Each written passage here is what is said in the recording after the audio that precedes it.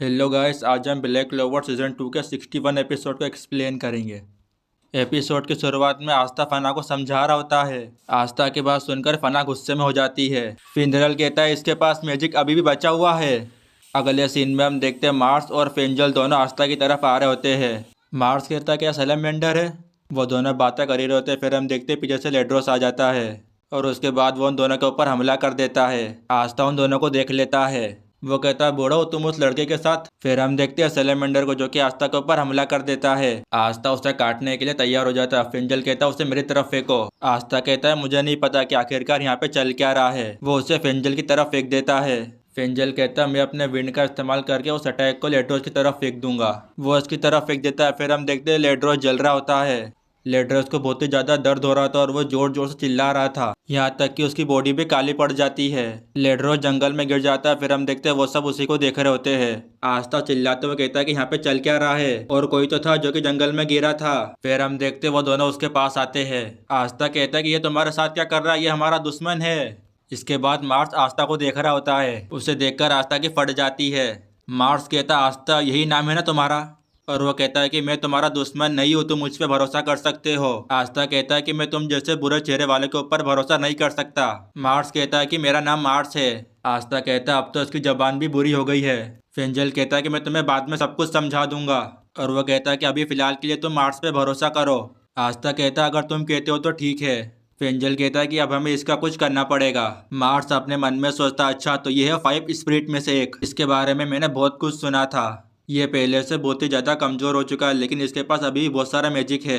इसकी फायर बिल्कुल मेरे जैसी लग रही है और साथ ही में इसका मैजिक भी। वह फना को देखकर एकदम से शॉक हो जाता है। वह धीरे से बोलता है फना। इसके बाद हमें मार्स का फ्लैशबैक दिखाया जाता है। ये वाला फ्लैशबैक तुमने सीजन 1 में तुमने देख लिया होगा तो इसीलिए मैं इसको स्किप कर रहा हूँ। मार्स कहता है इसे तो मैंने मार दिया था लेकिन फना तो जिंदा है। वो बहुत जोर से चिल्लाता है फना। आस्था के सारे दोस्त मार्स को ही देख रहे होते हैं। वो उसकी तरफ जाता है लेकिन आस्था उसे पकड़ लेता है। मार्स कहता है ये मैं हूँ क्या, मैं तुम्हें याद नहीं। आस्था उससे समझाते हुए कह रहा होता है कि तुम रुक जाओ वरना तुम मारे जाओगे। और क्या तुम बचपन से ऐसे ही थे। लेकिन मार्स तो आस्था की बात को इग्नोर कर रहा था। आस्था कहता रुको क्या तुम उसे जानते हो।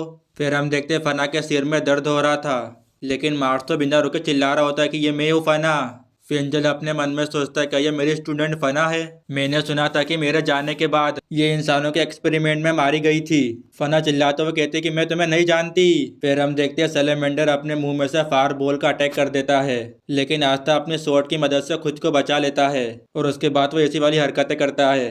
फेंजल अपने मन में सोचता है क्या यह किसी तरीके का ट्रांसफॉर्मेशन जादू है, लेकिन ऐसा कुछ भी नहीं हो सकता। इसके बाद हम देखते हैं फना की आंख में से कुछ अजीब सा जादू बाहर आता है। लगता है मिडनाइट सन वाले इसे कंट्रोल कर रहे हैं। फना अपने दोनों हाथों से अपने सिर को पकड़ते हुए कहती है कि ये मेरा सर।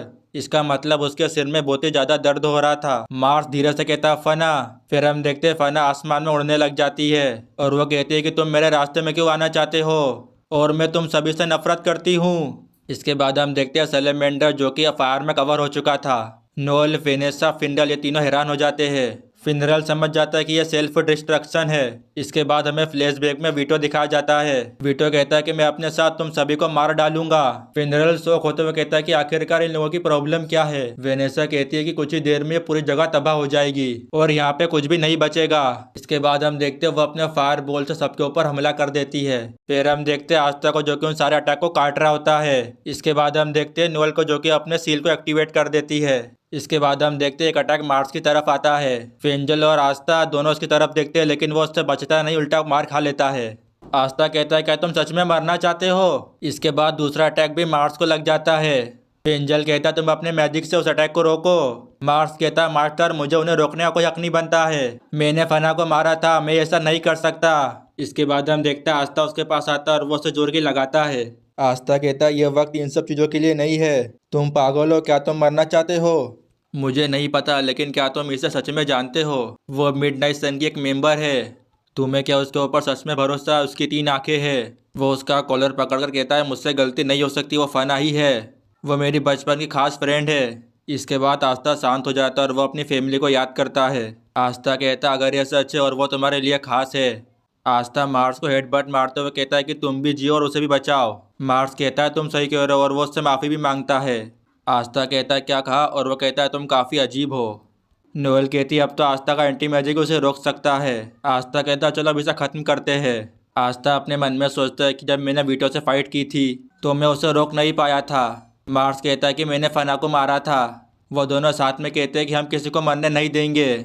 इसके बाद हम देखते हैं वो दोनों फना की तरफ आगे बढ़ते हैं। फना वार्निंग देते हुए कहती है कि मुझसे दूर रहो और वो उनके ऊपर फायर बॉल से हमला कर देती है।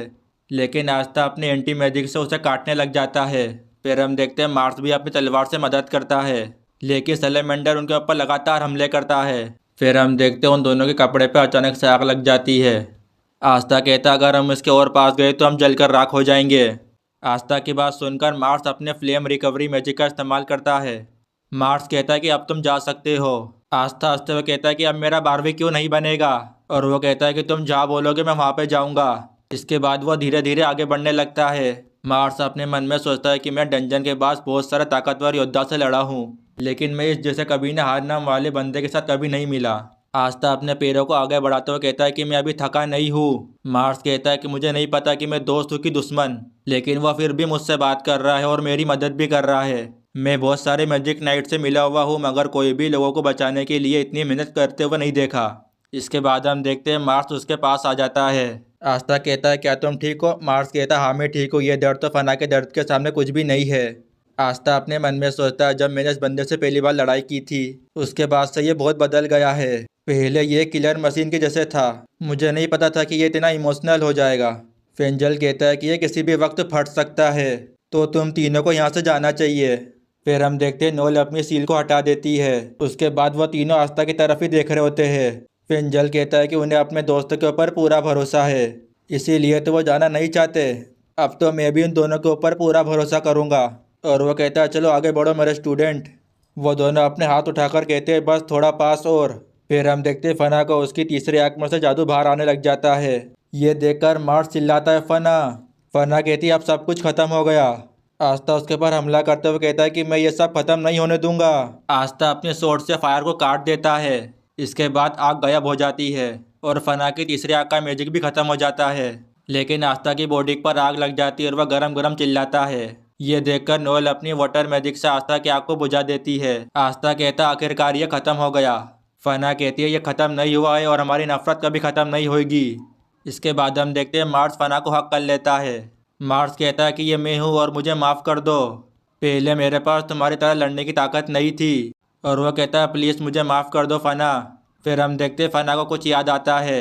मार्स कहता है तुम एक लड़की हो, तुम खुद पर इतना जोर मत दो, ऐसा करोगे तो मैं तुम्हारी इज्जत करूँगा। इसके बाद फना को वो सब याद आता है जहाँ पे सब लोग मर रहे थे। एक बंदा कहता है सिर्फ एक इंसान को पता था कि हम यहाँ पे रहते हैं और उसने हमें धोखा दिया है। ये याद करने के बाद तो फना जोर से चिल्लाती है। मार्स अपनी पूरी कोशिश करता है उसे समझाने की। इसके बाद हम देखते हैं फना अपनी बॉडी में से बहुत तेज आग छोड़ती है। सभी लोग उस फ्लेम को देख रहे होते हैं। थोड़ी देर के बाद वह फ्लेम गायब हो जाती है। फना की तीसरी आग कागज़ की तरह फट जाती है। फना मुस्कराती है। फिर हम देखते हैं मार्स रोने लग जाता है। इसके बाद हम देखते हैं वो दोबारा उसे हक कर लेता है। आस्था के सारे दोस्त उन दोनों को ही देख रहे होते हैं। फिनरल रोते हुए कहता है मुझे जलन हो रही है। इसके बाद हमें छोटे फना और मार्क्स दिखाए जाते हैं और इसी के साथ ये एपिसोड यहाँ पर ही ख़त्म हो जाता है।